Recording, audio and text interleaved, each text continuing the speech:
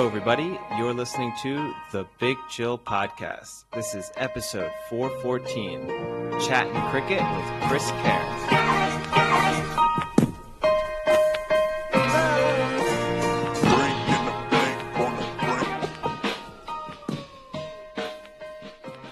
Hello, Big Chillians, and welcome back to the Big Chill Podcast. I'm Frank, joined as always with Eddie. Eddie, I had to ask you, I know you now have Instagram, so you're getting deeper into social media. Did you, by any chance, get to watch the Ronaldo showering live feed that took place last week? No, I didn't. Surprisingly enough. And also, I like how you say that. I didn't just get Instagram. This is not a super recent development. Kind of recent in the grand scheme of Instagram. In the grand scheme, I was a holdout from Instagram on a personal level. I'd used it professionally, but I was on a personal level. I was a holdout. And then eventually, just as other social media kind of platforms started to die out a little bit, I had to give in. It was one of the few areas where I did actually decide I couldn't just keep up. But no, tell me all about this stream, which I'm sure you loved. Did you screen capture everything? I did not, but 670,000 people tuned in, it was less than a 1 minute Instagram live video. So within the 1 minute. Was this intentional? Yes. So I think 2 or 3 weeks ago, he unintentionally did like an Instagram live video. Like he pushed it by accident, and it was like him just like looking at his phone, and an enormous amount of people just signed on because he was doing a live feed. But this one was intentional. It was very strange. He was showering outdoors with like his swim trunks on, and it was just like a minute of him just showering, and then that was it, and then it ended. But within that time, 670,000 people tuned in.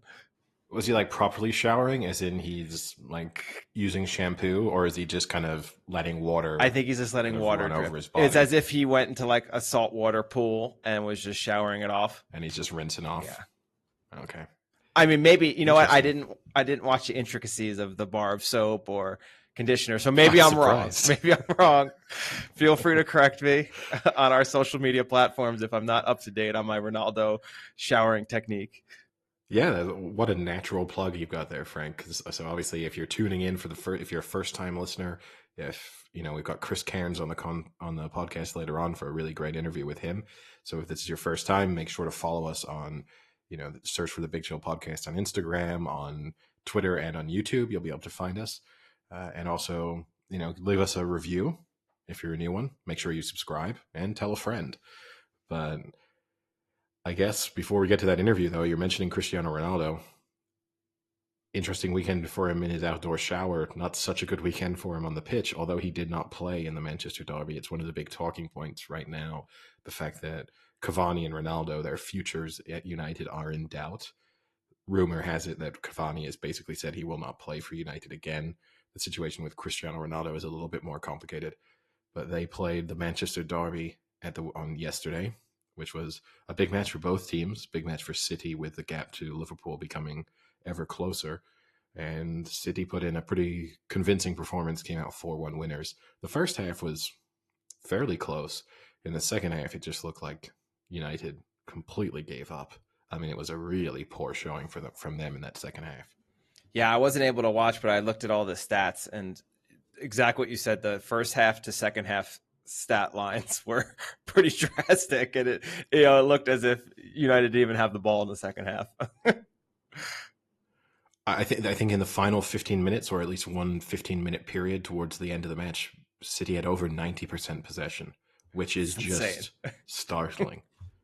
I mean, even against an amateur team, that would almost surprise you. You would just think that at a certain moment in time, they're going to get goal kicks and throw-ins and kind of just be able to maintain a little bit of possession. So is this where you put in your plug? Even if I were playing, I think I could do better than that. Do you want to put in your self-confidence plug here? I don't know if I would boast that I could have done better than a bunch of professional footballers. I don't think it's the sport in which I would have the biggest step up, but I don't know. Maybe I could have done better than that. They probably would have scored more goals in that time period, but I would have at least held on to the ball slightly longer. How about that? I'll put that spin on it. Okay. Now, we did miss an opportunity with talking to Chris, which again we'll get to later in the interview. But one of your biggest self-confidence is that you are a better cricketer than Paul Collingwood. That would have been interesting to ask him. They had to have overlapped a little. I think Collingwood was probably coming in at the back end, right? No. They would have had a pretty significant overlap. Okay, so he definitely had faced them. Yeah, for sure.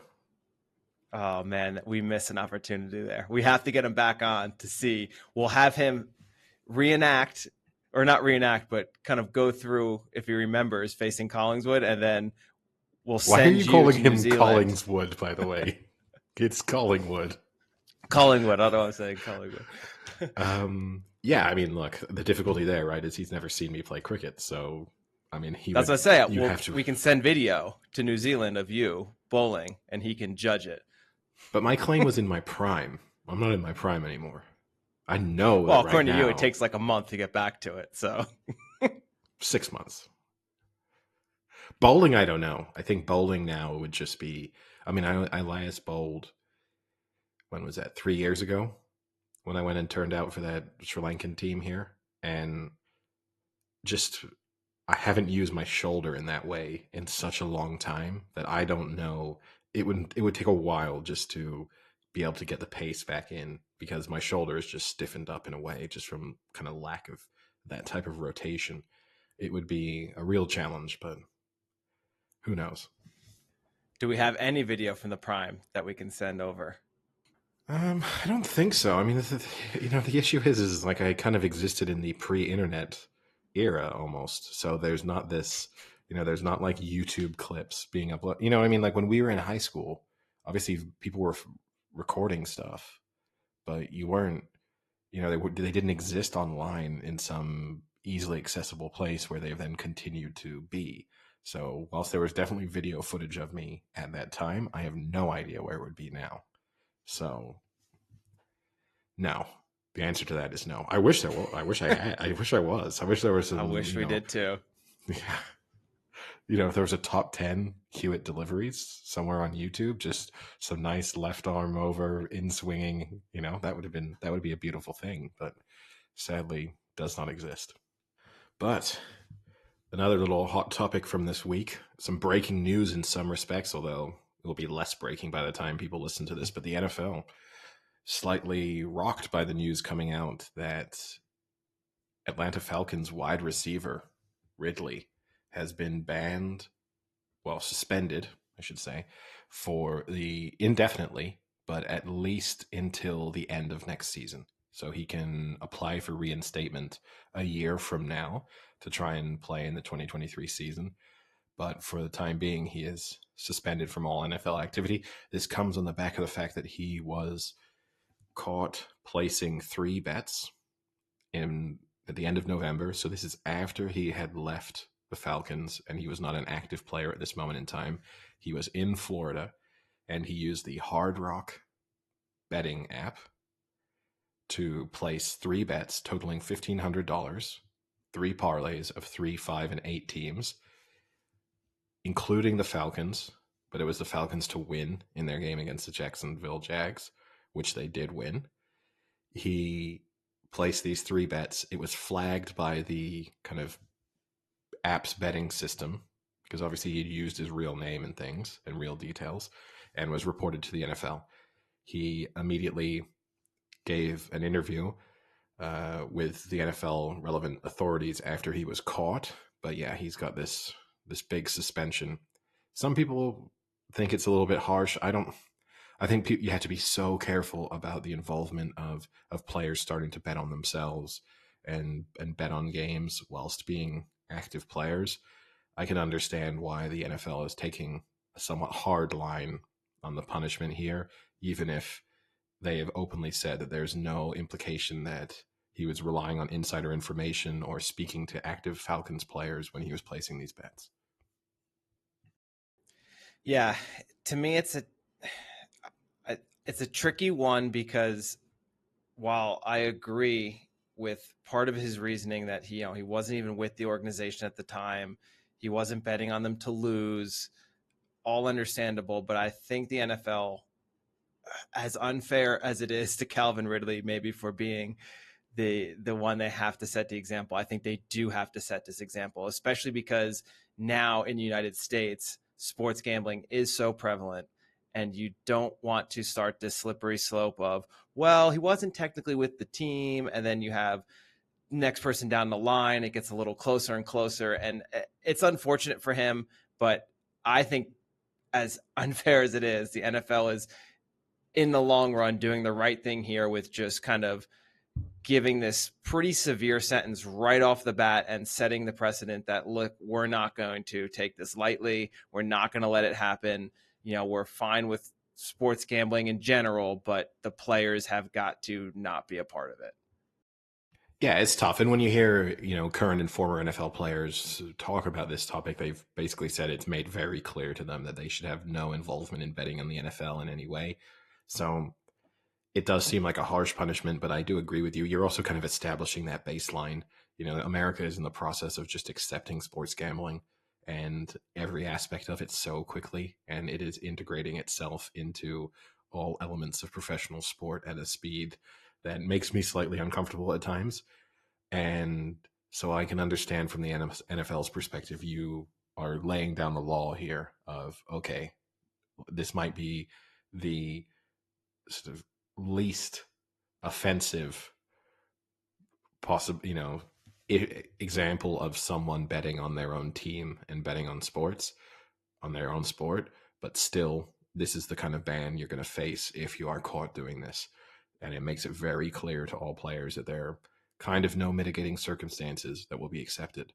And I mean, I think based on the letter that Roger Goodell wrote, the kind of official statement that was put out about the suspension, it appears as if the door is certainly open to Ridley a year from now to come back. I would imagine that this suspension will be a season, but I mean, super costly. He will earn $11 million over the course of this time period. So a $1,500. Good thing you hit those 3 parlays. Yeah, you better hope. You better hope. Did they win? Yeah, and I mean, unlucky from his perspective. I think it's just interesting because the way that he just casually bet it makes me wonder if he just didn't understand the rule. Because you have to imagine if he really wanted to bet on a game, not with the organization at the time, he could have found ways to bet. You can ask a friend. Games. Yeah, you say to one of your friends, like, "Oh, hey, you got a gambling app? Can I give you $1,500 and you'll put a bet on for me? And if it wins, you pay me out." You'd think, not that we're encouraging NFL players to find workarounds, but anyone with a degree of common sense. Yeah, exactly. Which makes me you have to imagine he just didn't understand that, even not with the organization because of or because he had stepped away, that he still couldn't bet. And that's the unfortunate part, because I honestly think maybe he just didn't know the rule, and now he's going to suffer severely for not knowing it. And that's why it is a lot harsher where if it were someone who was still on a team playing and was making bets and clearly knew that you can't do that, he gets the year suspension. So in that sense, it is unfortunate that this is the circumstance that's going to do it. But the NFL has to set their foot down hard to stop potential people in the future. Yeah, I mean, based on everything that you hear players and coaches and staff talk about, I think it's drilled into them that betting on the sport is unacceptable. So it would surprise me. He did fall into this gray area because he sort of wasn't an active player, I guess.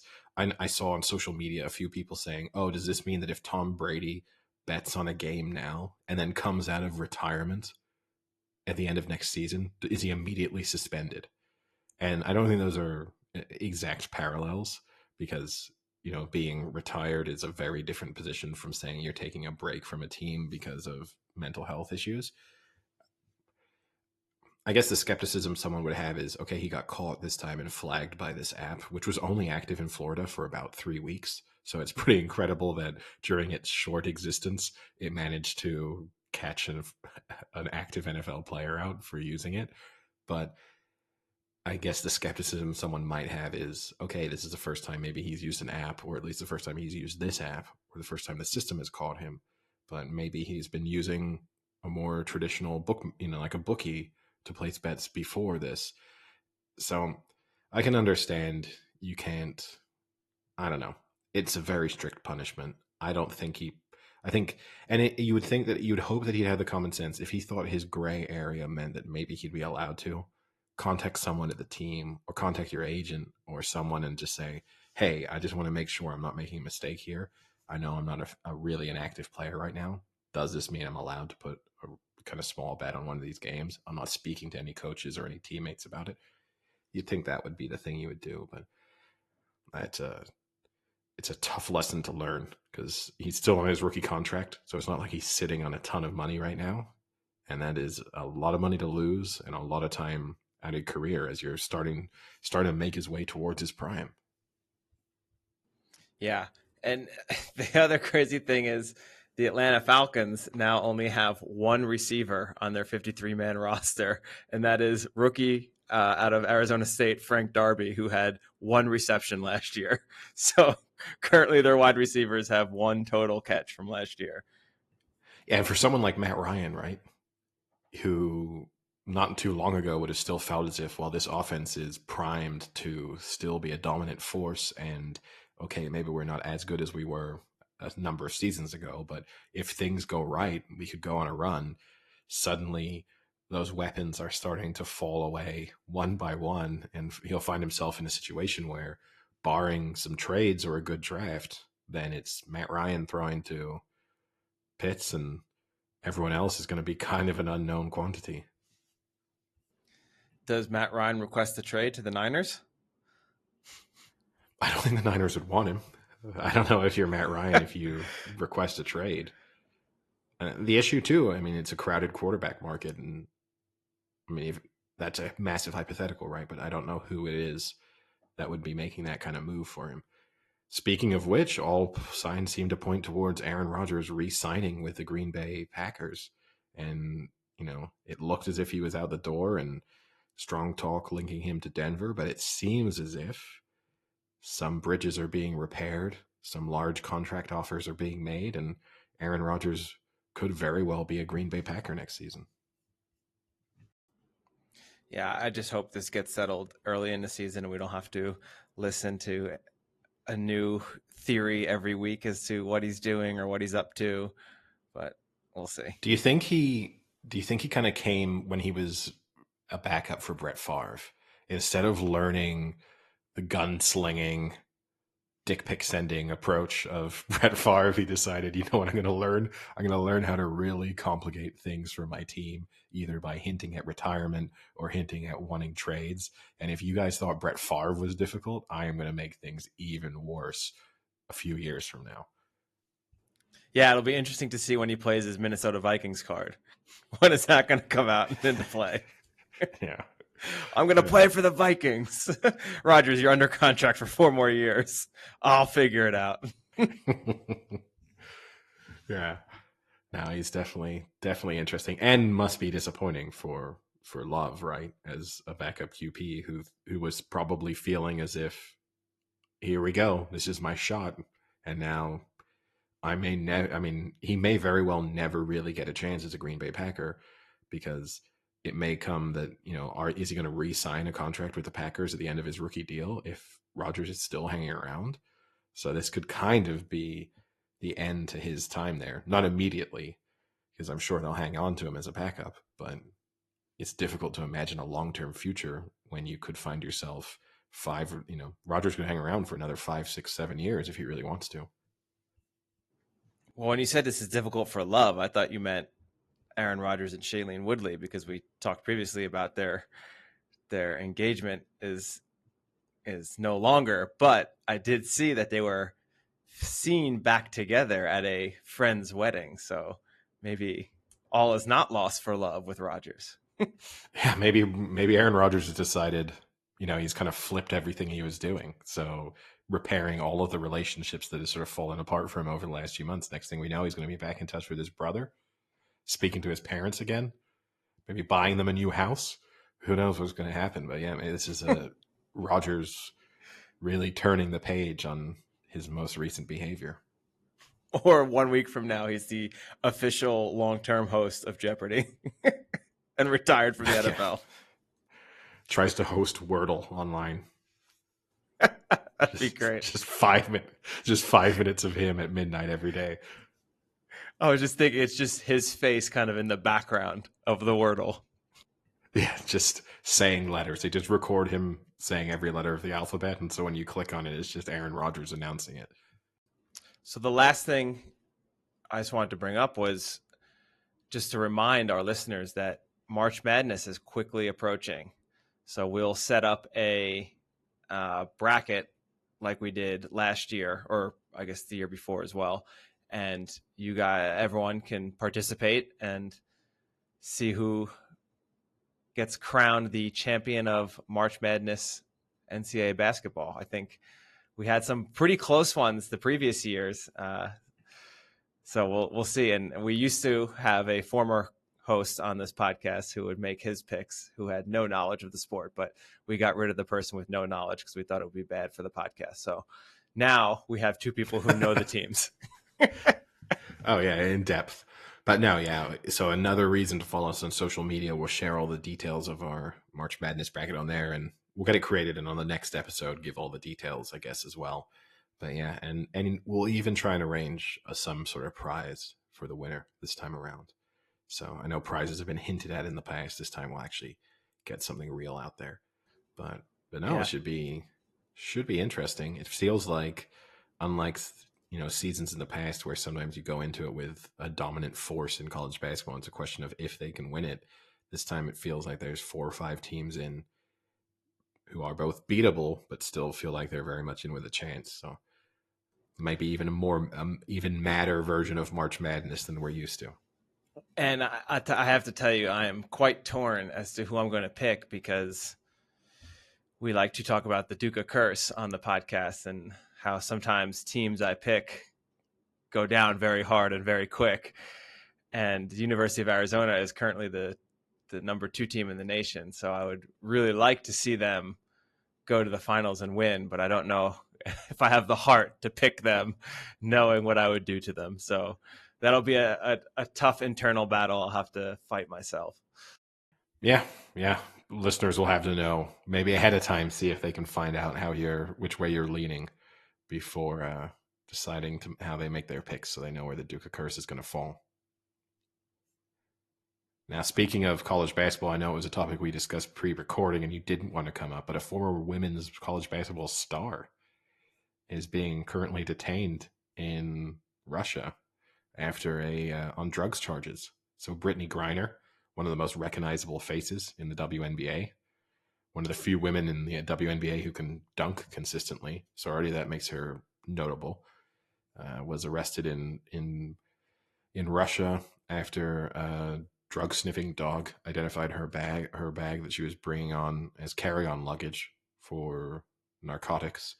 So it's an ongoing legal matter, but she is facing 5 to 10 years in prison in Russia, which, I mean, not to compare the two in terms of offenses, but if Calvin Ridley thinks life is going to be pretty tough being suspended from the NFL for a year, I think facing 5 to 10 years in a Russian prison has to just be terrifying, particularly given the current circumstances.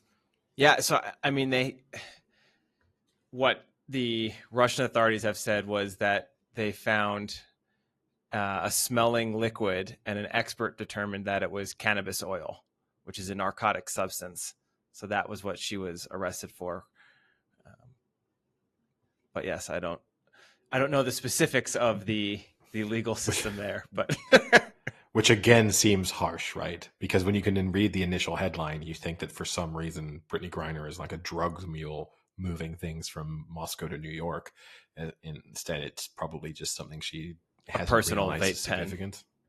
Yeah, that she hasn't realized is a big no-no in some countries. And definitely at the moment, as an American or a Westerner, probably not something you want to be flying around Russia with.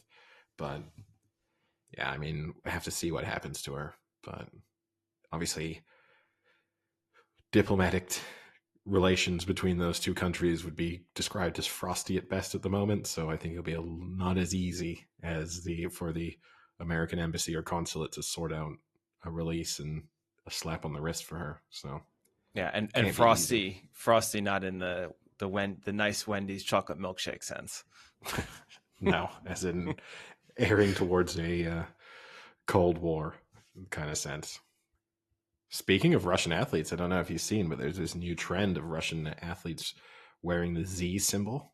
I did see to that. signify their support for the war, with a Russian gymnast wearing a Z symbol on the podium, and now faces a long ban because they wore it next to a Ukrainian athlete. I don't think that's why specifically they are facing a ban, but just as a result of the fact that they're not allowed to make political statements. Thought it was interesting. Find it very interesting because Z, or Z, if you're a British listener, not in the Russian alphabet. So it's an interesting choice of a symbol to represent their war against the West. Yeah, and I think you said what I read as well, that he was also on the podium was a Ukrainian athlete, right? That to me, I think, is how difficult must that be to compete against someone who your countries are currently at war with? I mean, that has to be insane. The amount of emotion that must be there. I don't know how the results went, but just to be able to, I think, compete sometimes the Ukrainian with everything going on. Oh, that's insane. Like to think of the mental composure you have to beat someone who is affiliated with a country that is currently at war with your country must be insane. Yeah, no. So the Ukrainian Ilya Kovtun won the gold medal, whereas the Russian Ivan Kulyak finished in third. Yeah, and he's received a backlash. A former Ukrainian Olympic gold medalist wrote on Instagram that, of course, you will excuse me, but let the Russians not shout that sport is out of politics. Congratulations to our guy. Everything is in its place. Glory to Ukraine. So, and I do think that's the interesting thing, right? And to say Russia needs to be careful, obviously, advice they're definitely not going to heed.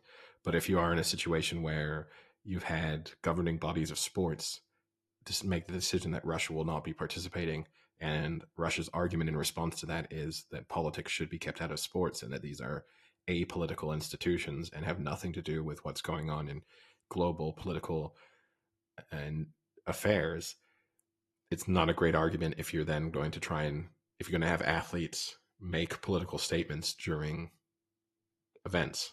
So if you're going to be Russia, you also need to crack down on it, because if you want to show any level of consistency there, you have to try and remove all forms of political statements, including your own punishment, from international sporting events. Yeah, agreed. But yeah, on that note, should we hand things over to our interview and our discussion with Chris Cairns? Yeah. I thought it was a great interview. I think the listeners are really going to enjoy it. Yeah, great discussion. And even if you're thinking to yourself, you're not familiar with cricket, or you're not familiar with New Zealand sporting achievements over the past 20 years, I think it's really worth a listen. And in particular, him in his approach to some of the challenges he's going through. It's inspirational stuff. So, it's some interesting insight, and it might even give some people a greater appreciation of cricket as a whole. So worth a listen, even if cricket isn't your sport. Well, welcome back to the Big Chill podcast. We're now delighted to be joined by our guest, Chris Cairns, New Zealand cricketing legend, I guess one of the great all-rounders of your generation. Chris, thank you so much for taking the time to speak with us. Pleasure. Now, I know, I guess the best way of kicking things off in some respects, although not the best, but it's been a little bit of a difficult period for you health-wise. So sort of best to ask, how are you and how's everything going on that front? Yeah, good. Well, I know that we've only got probably an hour on the show, so my litany of medical happenings is a lot longer than that. So I'll keep it brief. But look, I suffered an aortic dissection about 7 months ago. I didn't even know really what that even meant at the time, but I was lucky to survive that. During that process, I I suffered a spinal stroke, which sort of rendered me pretty much unable to move from the waist down, which I've been in rehab for and working hard at. And then of recent times, I suffered was diagnosed with bowel cancer. So someone's trying desperately hard to finish me off. And so I'm sort of trying to work through all of these ailments, which I'm doing, thankfully, with the support of family and friends. And I must say it's been overwhelming from a support point of view from, fans around the world and cricket lovers and whatnot. So, when you have some really crap days, reading all the comments and the posts and the remarks, it really keeps you going. And that's, social media has a lot of bad things, but in this instance, it's very motivational, very humbling. So, it's great. But look, it's going to be a long journey, one I'm prepared for, but, that's life. That's great to hear. And I mean, I've certainly seen, I know initially you said that you thought that you might not be able to walk again. You've had some pretty sort of inspirational videos come out of you making slow, but obviously very significant progress on that front. How is that going? Yeah, it's the thing with nerve damage is that, there's just no known time frame. And so with muscles and bones, you're looking at 6 weeks with regards to healing and how it comes back. When you have nerve damage, it's completely unknown. Every individual is different. Every injury is different. How you respond to it is different. The age is different. And so the most difficult part is that when the nerves turn off, so do the muscles, and so the atrophy that you get means that even when the nerves do come back, and there's a flicker and the signals are open and the pathways are open, there's been such damage to the muscles and the atrophy that building that muscle back up takes months, if not years, to get that back. So that's why the process does take so long. And I've got help from an exoskeleton. Kyogo is the unit that I'm using, which sort of aids you as you're walking, or supporting you as you're walking along. So there's some really good innovations out there. But again, it just comes down to hard work. You literally shunt the chains forward inch by inch and day by day. And I guess transitioning a bit into your sporting background, and I know this might be a little bit like comparing going on a kind of comfortable stroll to climbing Everest, but do you feel as if in any way your sporting background and your maybe history of working through rehab and dealing with injuries in any way helps you in terms of a mental approach to a kind of recovery path? Oh, 100%. When I was in the rehab hospital here in Canberra, the people that were in there, you could see that it was an unnatural thing for them to sort of push themselves every day to get up and to go and rehab and do that. But as sports people with injuries, that's just part and parcel of your career. It's part and parcel of the discipline that you're forced to do, because injury is a constant companion for an athlete. And so that's just the mindset that you get into. So it definitely helps. It's still hard. Gosh, you have to force yourself to do it. And like I said, I come back, you have some pretty crap days, but you understand why you're doing it. And the hardest thing is actually just getting yourself there. So once you can get over that, then once you're there, it's not so bad.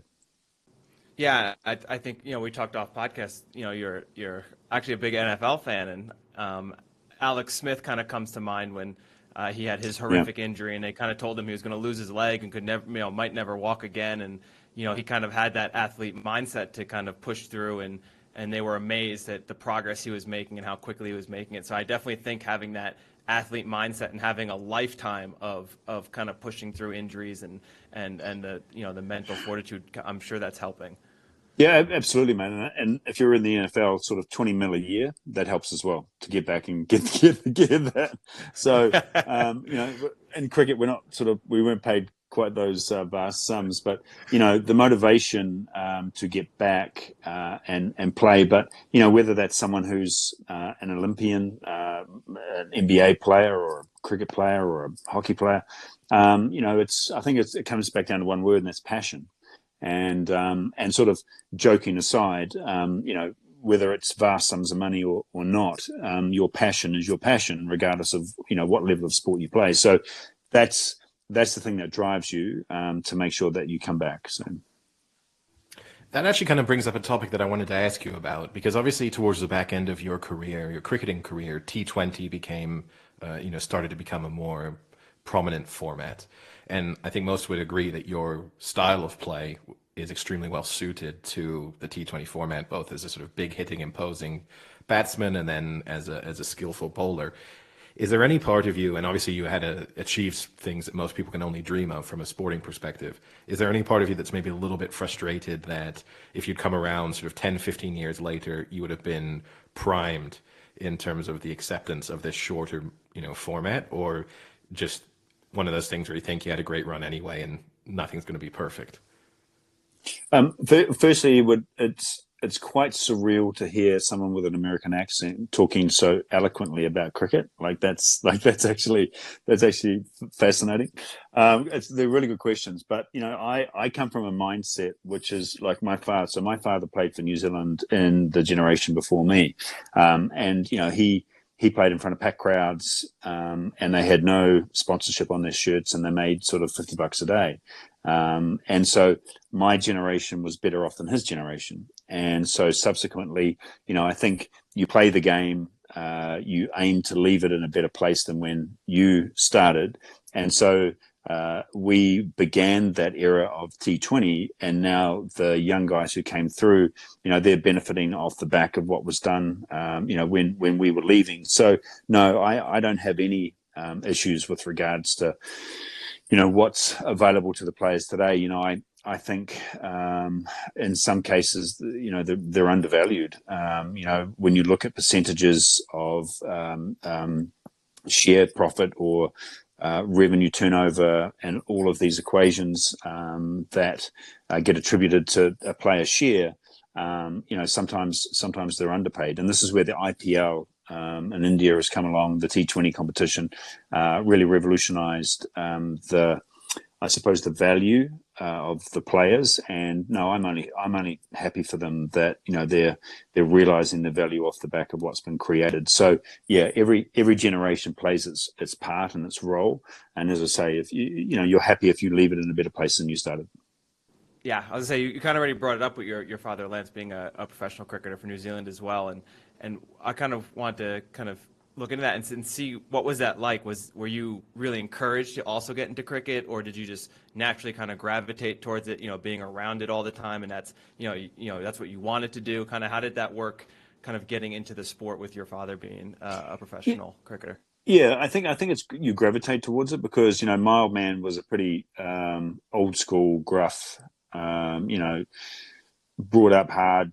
You play hard, but like I heard some interviews with Julian Edelman about the way his old man brought him up with regards to, you crack the whip, which in today's society, you probably don't get a lot of that these days because it's either frowned upon or, we live in different times and we view things through a different lens. But I certainly came up through the old school of Dad never really came and watched me play a lot, mainly because going down and watching a little kid play cricket was not really what he wanted to do. I mean, he was a young father, and so he was traveling as well. So I was pretty much left to my own device and went through some really good coaching schools.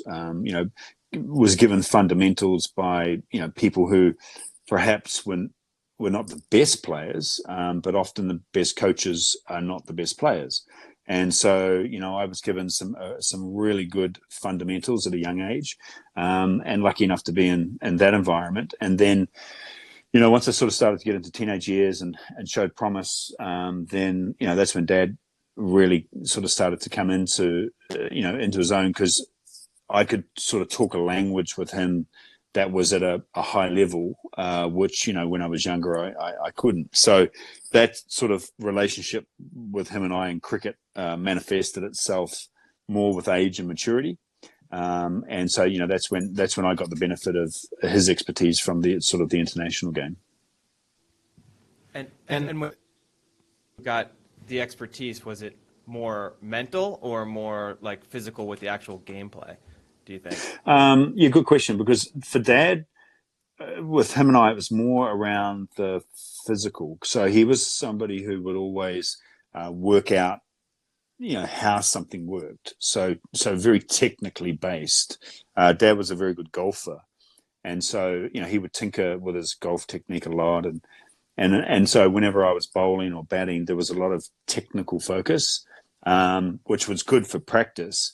But as you sort of play more international, you play more top level sport, you realize that it's actually 90% mental, because at the top level, everybody can play. Like there's no real freak unless you've got someone like a Tyreek Hill or something. I mean, unless you've got someone with blistering assets that are just phenomenally better than other people, then that separates you. But they're generational talents. But everybody else can play, right? So then the determining factor is up here, which means that it's how I process, and then delving a little bit deeper into it, it's how you process failure, because again, everybody can win, everybody can succeed, but it's how you process failure that really separates the good from the great. That's an interesting point. And then, in a sense, I'd like to feed off of that. In terms of how you were then developed and how you see other young players being developed in New Zealand, because I think most people would say that New Zealand punches well above its weight from a sporting perspective. I think from a rugby standpoint, that will be familiar with everyone, but even on a cricketing standpoint, a team that's made, in recent years, the Cricket World Cup final and, came so close to winning, and then also the World Test Championship final against India in the summer. How do you explain then, is there the sort of preparation that they are doing with young athletes to be an ability to produce such a sort of kind of consistent number of highly performing players? Yeah, it's that's an unknown. It's sort of like when you look at in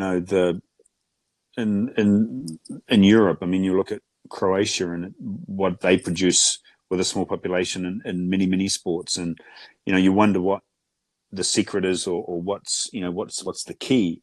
And I think a lot of it is everything is mindset. I mean, that's first and foremost at the highest level. It's mindset, because if it was just about the game, then so many more people would be able to do it, because the game doesn't change when you play at a high school level, or you play at a club level, or you play at a university level. The game's the same, and then, but when you get to the top level, it's about the people that are watching on TV, the sponsor obligations, the team pressures, getting tickets for your family that you haven't been able to get, and they're hassling you with regards to what's going on. Honestly, the list just goes on and on and on, and how you deal with what's going on. So I think New Zealanders have a very casual outlook on things. I don't think they get too tied up in sort of or sweat the small stuff, if you know what I mean. And I think that that mindset, I think, helps with when you get into the pressure situations. You can keep it in perspective, but it just comes down to what is your motivating currency. What is the thing that you trade on that allows you to perform, and that's not the same for everybody. Some people, it's fear. For example, you mentioned the rugby side of things, and for the All Blacks, it's the fear of losing. That they have a negative connotation to a positive outcome, but for them, winning is a relief. And so, because of the pressure and the history that's placed on the team and the sport, they have this fear of losing that drives them. For me, it was always winning. I just wanted to win and just go out there, and that for me was the motivating factor. Other players in my same team, again, who were motivated by fear of failure. And so it's important that every athlete identifies early on, what is the thing that drives them, and what is the key component that gets them out of bed to go to training, to perform in pressure situations. and understand what is your thing. That's the most important aspect. And I mean, we're speaking about exceptional athletes then, and sort of people who maybe have a sort of 1% advantage over most of the people out there. And I guess the cricketing world in the last week's been rocked by the news. Obviously, Shane Warne passing away. One of your most famous test innings came against Shane Warne in his prime, and that Australian team that was so dominant in the sort of back end of the 90s and the early 2000s. What was the experience like facing Shane Warne, and sort of how did you feel like he changed the game? I mean, probably when you started your career, there weren't many leg spinners around, certainly not from the subcontinent. How did that sort of change over the course of your career? Yeah, he it's just so tragic, you know. I mean, it's so sad. He's a bloke who's lived probably 10 lifetimes in one lifetime, but to be sort of, you know, knocked out in your prime, when he's such a big personality. You know, it's sort of from an American perspective. My wife and I were talking about this. It's sort of like, I mean, the loss of Kobe of recent times, and the outpouring of that grief, and you know, that scenario. I mean, Warnie was someone, you know, you just thought would live forever. I mean, he was so strong mentally, such a strong personality, such a great man, and so generous with his time. You know, it was just such a shock. But he, as a competitor and as a cricketer, you know, he was amazing. No, he made me look like a complete fool in the early part of my career. So the battles that we had early on, you know, he would dominate me completely. I mean, I had no idea what was coming down when he sort of did his thing. And it took me about, oh gosh, how many years? It took me a good over half of my career playing against him to actually work out, you know, what or how to play.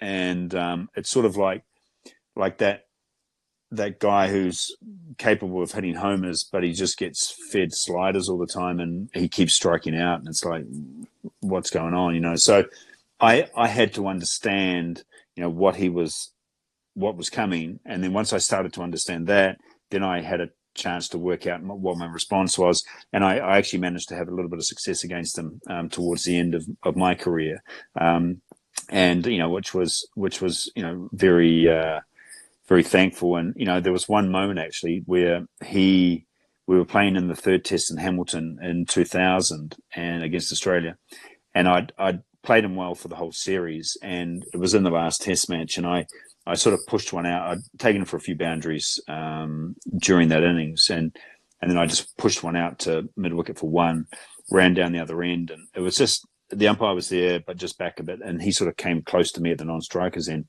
and I sort of looked at him, and he just looked at me, and he just said, you know, thank God you're down this end, and which for me was a backhanded compliment to say, you know, I'm sick of bowling at you. And for someone who was that competitive and that great, to just have that offhand comment, which only he and I heard, was the biggest compliment that I received in my entire cricket career. Yeah.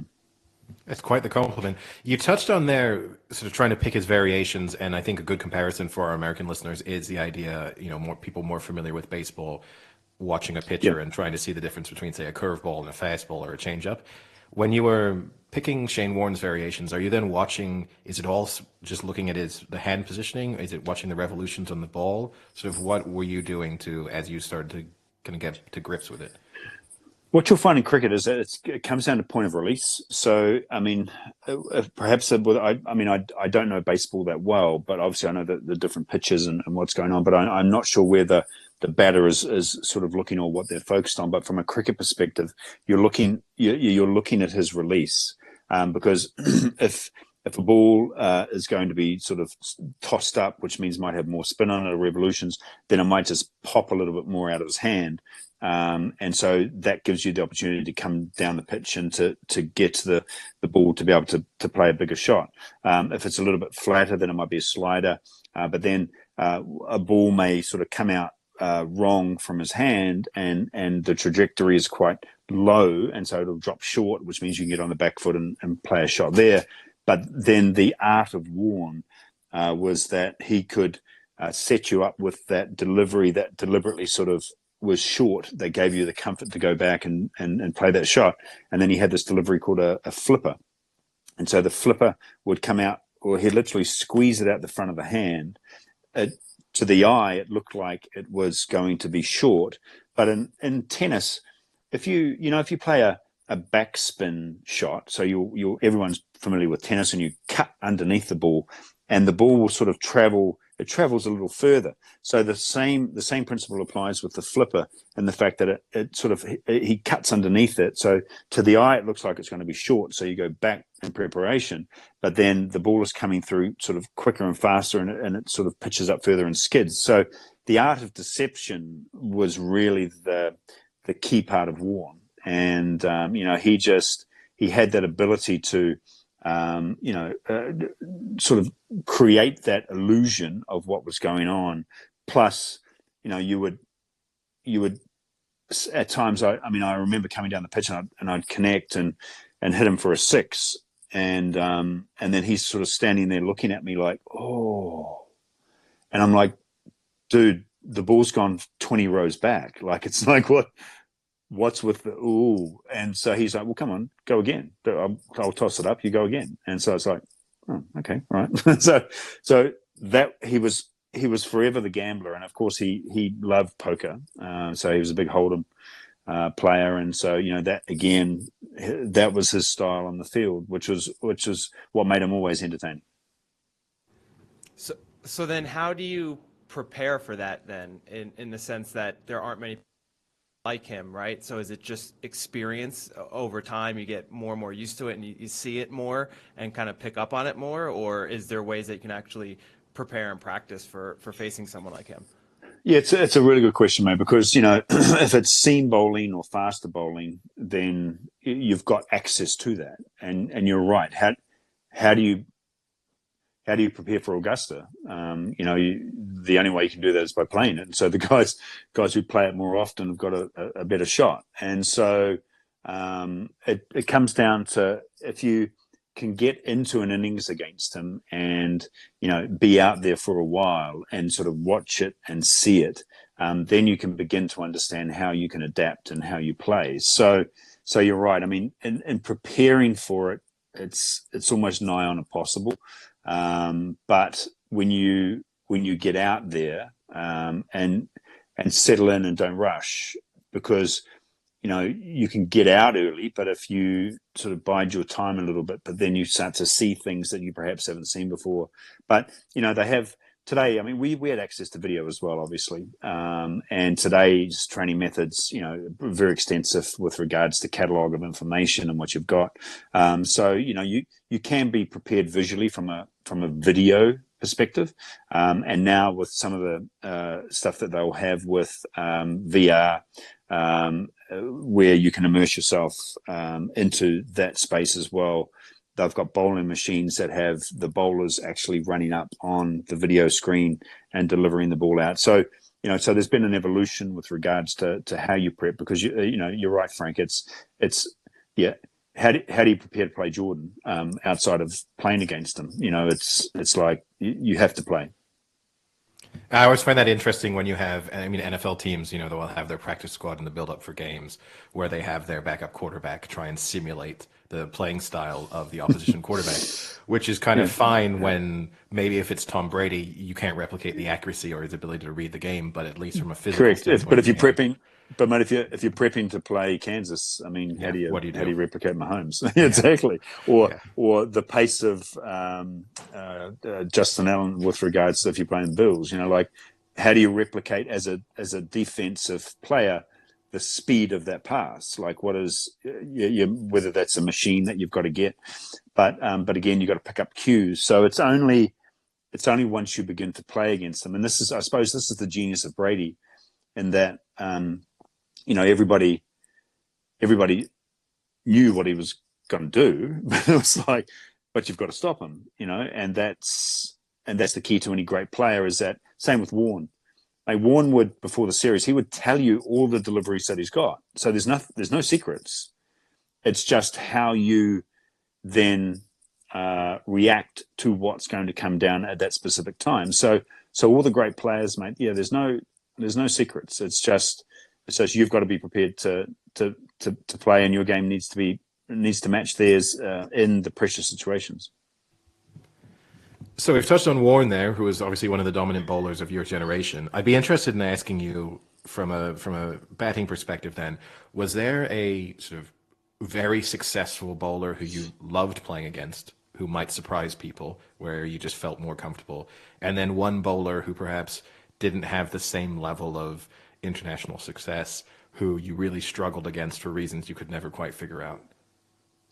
Yeah, for me, I was always like spin bowlers. I always felt I could dominate. So regardless of whether it was Murali or Kumble or Warne or whoever, Mushtaq Ahmed, whoever that spinner was, I always felt like I could impart a bit of dominance on them and sort of and get on top of the spin bowler.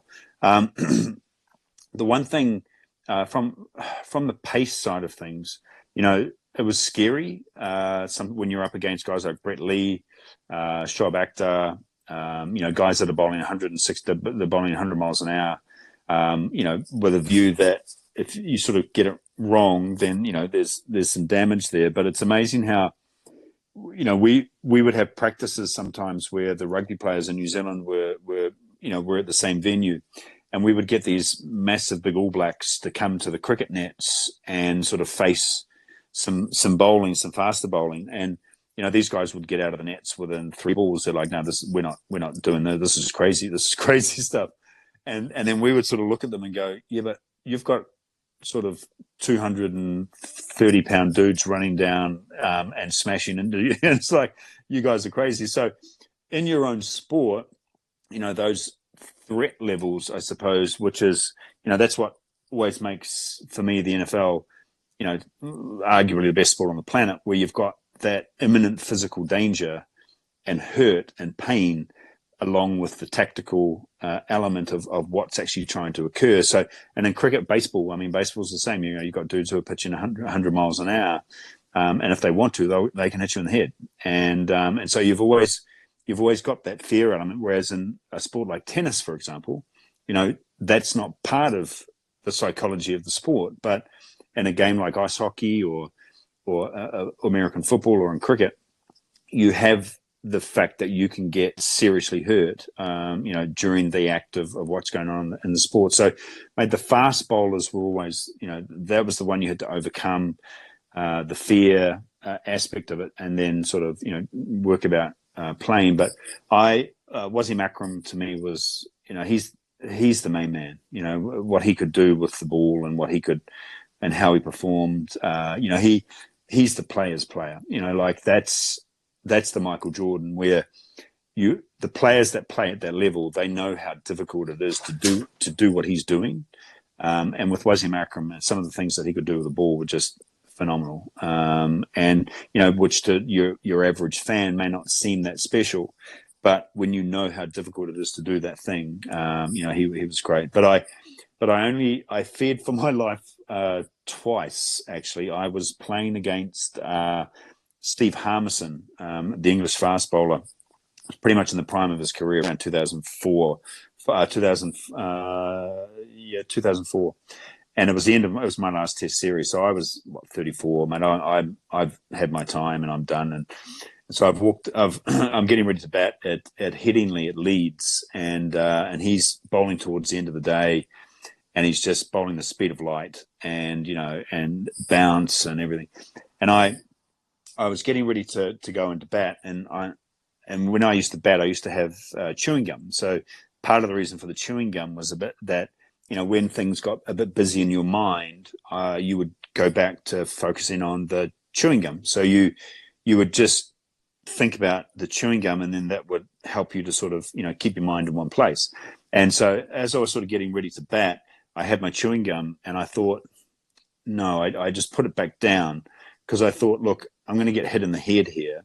Then I'm going to choke on my chewing gum. And so that's not going to be a good result. So that's the only time in my career that I actually decided to not have chewing gum. But the faster bowlers can be daunting. I think that's an interesting topic because I mean, certainly for Americans, they hear cricket and they associate it. Obviously, they think Test matches, they think they think the 5 days that it never ends. It's kind of Boring as batshit. Yeah. exactly. From a player's perspective, though, obviously it kind of raises a unique mental challenge. You know, certainly when you're batting, in terms of maintaining that focus and sort of facing a delivery and then maybe having 20, 30 seconds before the next one comes and having to do that over the course of hours. Was there anything aside from the chewing gum, any sort of mental process that you went through in your longer innings to try and maintain focus and keep that at the right level?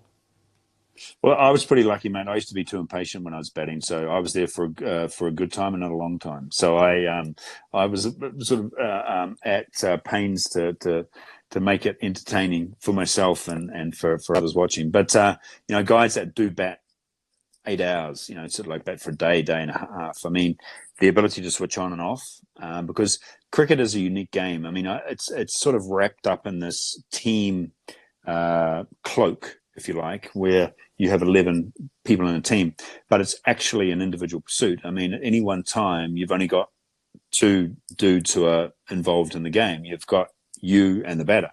So it's sort of the closest I think that cricket comes to in a sport is team golf, like Ryder Cup, where in the Ryder Cup, everybody's individual score goes towards the team score. So you can play like a complete dog, lose your matches for the USA, and then the USA can win the Ryder Cup.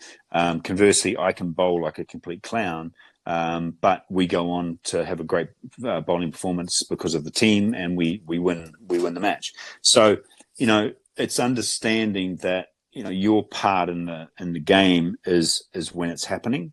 And so outside of that, you need to switch off and you've got to still remain focused. But at the end of the day, when you're needed to perform, whether that's with the bat or the ball, that's your time to switch on. So, you've got to do that. And in cricket, especially, made over a 5-day period, batters, it's a tough game mentally from the batting perspective. You could be an opener. You get out the first over of the day in the match. You may not get another bat till day 3, so you've got to sleep for 2 nights, thinking about the fact that you got no runs in the first innings, and then come out and get ready to perform again. So mentally, it's a really challenging thing. And in cricket, once you goes over, that's it. You're done. Whereas the good thing with the bowling side is that you can you get to have more chances. So yeah, being a top order batter, no. I guess that feeds into one of my other questions, which is kind of more the state of the game at the moment. You talk about being there for a good time, not a long time. I think, global batting averages in Test cricket have really suffered over the recent seasons. And for the most part, there's only a handful of players who've managed to avoid that. A lot of people attribute that to the growing popularity of T20 cricket and how that's maybe removed some of the fundamentals and that mental approach and being willing to grind out a Test innings. When you look at it, given your style of play and the fact that you still managed to have a good success at the Test level, what do you think it is down to? Yeah, I think you've actually just surmised it very well, and that is that with conditions that players today face in first-class cricket, so in the level below Test cricket, at domestic level, the prime window for play when pitches are at their best are generally in the middle of the summer. And that used to be the time that would be given to the longer form of the game, whether that's 3-day or 4-day first-class play. But now that the one-day game and the shorter version is dominating commercially, then you're finding that the longer version is getting put at the beginning of the season and the end of the season. And that is notoriously more difficult because of the nature of the pitch, the weather conditions. And so from a batting perspective, you don't have the opportunity to sort of graft and grind out an innings on a good pitch because the pitches themselves now are at the mercy of seasonal conditions. And so, it's better to go and get a quick 60 than, grind out 140 on a good pitch in a high scoring game because, runs are going to dominate over wickets. So, yes, there is a propensity now to prioritize shorter form, which the flow-on effect is that we don't have young batters capable of playing longer innings, but I don't think it's their fault. They're just not being put on surfaces that are conducive to playing longer innings. And so, they're exposed to these pitches that are result pitches or just, not good. And so that's problematic. And I don't see that improving. I think the shorter form is going to dominate more. And I think that the IPL season in 10 years could have another 2 to 3 franchises there. So then, do we start to see the IPL in India becoming like the EPL in football, where, there's a big domestic window and a shorter international window? Because at the moment there's a small domestic window for IPL and a big international window. But as commercial revenues increase, could that be the way it goes?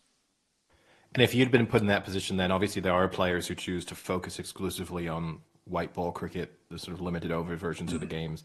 If you were sort of redoing your career at this moment in time, given your skill set, would that have been a choice you would have made? Or do you think you still would have wanted to represent New Zealand in test matches and sort of play the longer form? Yeah, again, good question. I think it's a timing thing, because back then, test cricket and international cricket was what paid the bills. And that's what you got paid for. With the advent of domestic T20 cricket, can you deny a young cricketer that wants to come through and pick up a contract in 5 or 10 years' time that's worth $5 to $8 million, or they can play international cricket and earn $300,000? It will be, once there's a massive gulf in in what the earning potential is, that really takes any decision out of your hands, because, ultimately you need your skill to be rewarded, and you need to look after family, you need to look after your future, and you can't begrudge anyone, going down that path. So, I think the one-day game in India will just keep crunching more and more time in the cricket calendar over a year, and it's inevitable. It's a beast, and it rivals all American global sports with regards to its value. It's not going to slow down. So focusing on the international side, how fierce is the rivalry between Australia and New Zealand when you were playing? Because I think most Americans, they're used to American sports where you have, let's say, the Yankees and the Red Sox, but they're trading players, there's free agency, there's a lot of movement, whereas, you're not really seeing players move nationalities very often. So, it's a pretty set rivalry. And how fierce was it when you played? Yeah, it was always with respect. It was almost sort of like, the best way to describe it, mate, was like big brother, little brother, and a bit like USA versus Canada.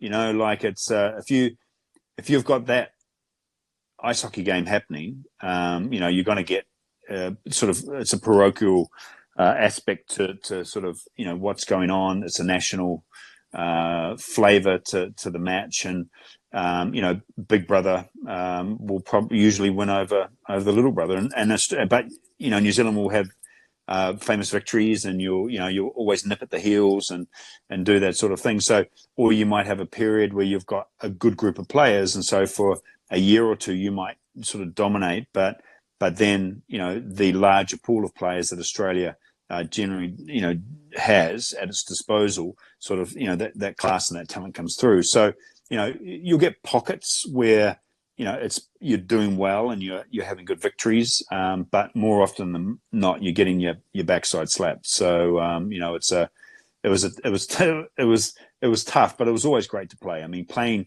in Australia, the weather, the conditions, when you played in Australia, you were not only playing the players, but you're playing the flight attendants, the pilots who sort of welcome you, onto flight 747 to Brisbane. We've got the New Zealanders who were thumped by our Aussie boys yesterday, and congrats to the Aussie boys. So, and then the taxi drivers, you've got the shop assistants. Everywhere you go, you were playing Australia. So that was what was great about touring Australia, because if you performed over here, then it was special. And if they were booing you, that's a good thing, because they they thought that you were worthy of actually being booed. Whereas if you're a younger player or sort of someone they didn't really know, then they didn't waste their breath on you. So it was a backhanded compliment to be the one that was targeted. On that note, then, where was the sort of most hostile place for you to tour? England was always, it was tough because, you know, the stuff you get from the crowd is always quite jovial, but sort of, you know, has that slice of poison in it the whole time, where, you know, the songs that are coming out and, you know, what they do, there's always that underlying tone, and they're very smart and very clever and very funny over in England. So that was always good. The Aussies, South Africa was hard. The crowds would get into you in South Africa. But, you know, Aussie was always the toughest, again, from on the on-field side of it, and then the crowds. And if you're fielding down on the boundary, you know, you're just copping it from the fans down there as well. So I think, you know, times have changed with regards to what's acceptable to say at a venue where you've got the public present. So I don't think I could repeat most of the things that were said to me on the boundary in Australia on this show, but it was always colourful. Yeah, no, I always wonder. I mean, and were you ever tempted to say anything back, or for the most part, just rose above it? No, I think, no, you're always better to get them on your side. Like, I just think, you know, what I would try and do is to turn it around, and the fact that as long as there's always one guy in the crowd, right? So who's with his mates who have been a bit chirpy and a bit loud. So if you can sort of, I always found if I could turn it around back onto that guy, and so then everybody would sort of get with me to get on that guy, and you could have some fun. I mean, that's really, because I mean, they're there to be entertained. You know, you paid your money, you got your ticket, you're sitting down, you're out for a good day, and you want to be entertained. So so for me, mate, it was never about taking it personally. You just, you know, you got in on the fun. And what about on the pitch? I mean, you talked about you know, Warren had that kind of comment just to you, but is there a lot of kind of, not trash talk, but maybe a little bit of trash talk on the pitch, and where there are people who are notorious for kind of getting under your skin a little bit? Yeah, it's total trash talk, Frank. So with regards to, you know, I think whether it's basketball or it's football, I mean, when you've got that much testosterone and alpha male in one place, you know, you're always going to get that type of outcome. But look, I mean, but some guys don't. I mean, some guys don't engage in it. They don't bother with it. Other guys feed off it, so they actually invite it because they find that lifts their game. And other players find that by giving it lifts their game. So again, I sort of come back to that thing I said, circle back to the thing I said at the start of the show. You know, you need to find what your triggers are. When you're in competitive international sport, you need to find what things make you tick, what things push you. And so the Australians were always, you know, they were always very forthright with their comments about your particular game. But, you know, they would maybe do it for 15 minutes, you know, and if you were foolish enough to engage or get out at that time, then they've won, you know. So they'd leave you alone after a little while. The English were always, again, very subtle with what they did. Sometimes the subcontinent guys would speak in Urdu or Hindi, so you've got absolutely no idea what's being said. But they'll drop an F-bomb every once in a while, so you know what's going on. And then, but, you know, I think competitively, you know, everybody at that level, if you raise the stakes, then, you know, they're not going to back down. So, you know, and if it needs to be left on the field though. So, you know, it's not a case of, you know, you don't take it personally, and you don't, you know, take it off the field. So it's just in the heat of battle, really.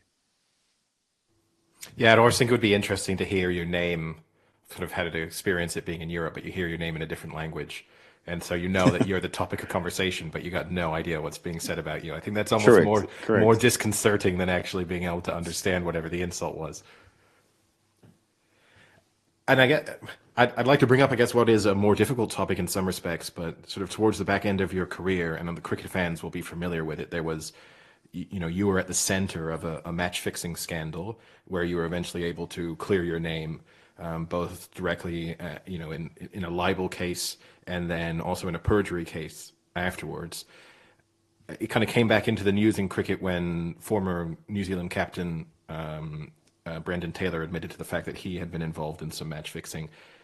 I guess, what was that like to go through in the moment? I mean, obviously it would have been horrible. And is it frustrating that this has undoubtedly affected your sort of long-term legacy and standing within the game, even though you were able to go through the process in courts and clear your name?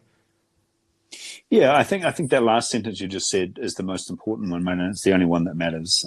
Is that you go through that process, not once but twice, and sort of come through it. I had great support from friends and family, and it was a very difficult time. But having recently suffered this health scare. One thing that has done for me is put everything in perspective. With regards to literally, what happened in my life before that date, and quite simply what the rest of my life is about. So, whilst for me, I acknowledge all of those things that have occurred, that time made me stronger and made me mentally tougher of what I went through. And came out the other side. And I think, going through that process probably aided me in this process that I've just gone through, and the fact that, the strength that you need to get through that is hellishly important.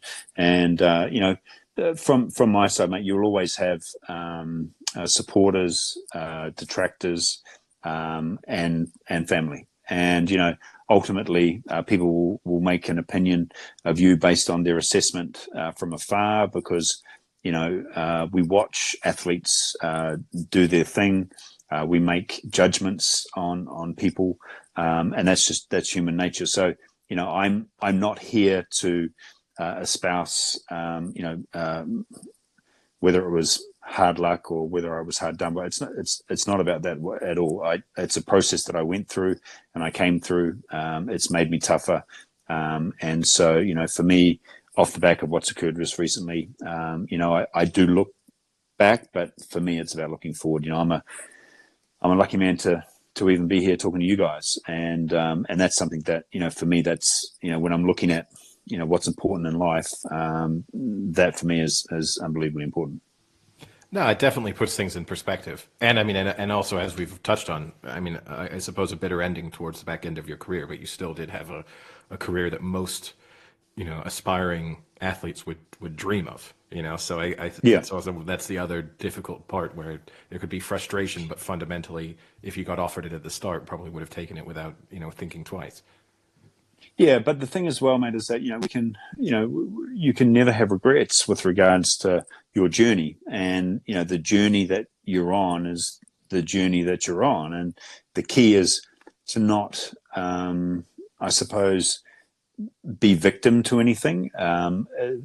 It's any situation you find yourself in, there is a positive in there. And, it may take time for that to sort of emerge or to come through, but the difficulties that I went through in that time certainly made me stronger as a person. And as I said, if that was the case, then maybe that helped me get through this period for what went on. So there's always lessons, there's always a silver lining, and you're better off looking at yourself, for me, through the lens of what you've learned and what you go through. There's always two ways to go, mate. You can laugh or cry about it, and there's certainly no point in crying about things. I mean, you get on with it, and that's the way it goes. It's a great attitude to have, and I know we're getting towards the back end of our time with you, but before I hand over to Frank for maybe a final question, you've just said no regrets, but one question we do like to ask athletes who come on the podcast is, if you could have one sort of match back or delivery back or decision back you made in a match from your career, it's a difficult one to put you on the spot with, but is there anything that sticks out where you just think, gosh, I wish I hadn't come down the track that one time, or, I wish I'd bowled a slightly different delivery? Does anything stick out there? Yeah, it's funny you say that, because I honestly, there is there is nothing that I would change. I mean, I just think if I was ever going to do, I'm not sure regret is the word, but what would maybe something I'd change, and that I would have looked after my body better. I was someone that came from an era or sort of grew up in an era that was, quite old school with regards to, beer after the game and, go out and do that. And, I sort of, and then towards the latter part of my career, I sort of got the value of rest, recuperation, rehabbing, all of those sorts of things that allow you to continue on. And when you look at TB12, man, and you look at the way that he looks after his body, you look at Russell Wilson, what he spends on, you look at LeBron, what he spends on his body. I might have been able to spend $1,000 on my body, not $1 million like Russell, but the thing is that the key or what I would have liked to have done in my career, mate, is just looked after the body a bit better, and that could have elongated me a bit more from a playing perspective. Yeah. So, Chris, thanks for chatting with us. And I guess my question is kind of something that might be a little foreign to most Americans, is that, you're regarded as one of the great all-rounders of your time. And for Americans, sport is so specialized that you don't see people who play offense and defense in both ways and things like that. But so for you as an all-rounder, how did that happen? Were you really good starting off as a batsman and then develop the bowling, or did it come the other way? And then in terms of in your professional career, were you practicing more one than the other because one was just naturally better? How did that work that you were able to be so good at both bowling and batting? Yeah, I think again, circling back to what I said earlier, I was given really good fundamentals as a youngster. So from like 7 or 8 through to 11, that was in both facets. So I had a good defense from a batting perspective, and that is the one thing about look, T20 has changed things a bit because defense is not overly required, but I still think though that to win matches, it's you can have the glory, you can have the attacking side of things, but mate, if you're going to win championships, it is defense. You have to be able to. You've got to have a defense to get you through the season. And for me, everything was built from a batting perspective on defense, and then it evolved as I sort of got older. But I was always passionate about both. But I think my true love was in bowling because it was just the blood, sweat, and tears that it took to get 5 wickets. So would I be happier with the 5 wickets or 100? For me, it was 5 wickets because to come off the field having bowled over 20 overs, take your socks off, you've got blood in your shoes from sort of grinding away and toiling away, and your muscles are sore and it's aching and it's hard work. You've earned it. And the batting side for me was always the enjoyment. I went out to entertain not only myself, but if people got enjoyment off the back of that, then fantastic. And so that was very much how I categorized what I did. I saw bowling as my trade, and I saw batting as my time to party. So that was the enjoyment side. That's a great answer, and I know we're kind of running out of time. So thank you so much, Chris, for taking the time to speak with us. I mean, pleasure. Not only, I think it would be great to hopefully have you back on in the future, because I think we've only scratched the surface in terms of your career and the cricketing insights, but certainly an inspirational story in terms of the recovery and what you're dealing with on the health front. Thanks, fellas, and thoroughly enjoyed it, and every success for you with the show as well. Thank you. Thanks. And one final thing, I guess, for our listeners, is there a way for them to follow or interact with you on social media? Is there anywhere where you're particularly active? On all fronts, whether it's LinkedIn, Insta, or Twitter.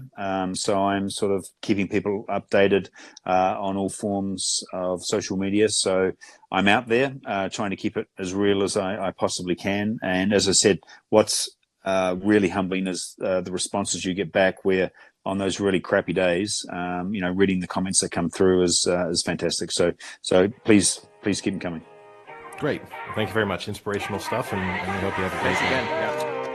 Yeah. Thanks, fellas.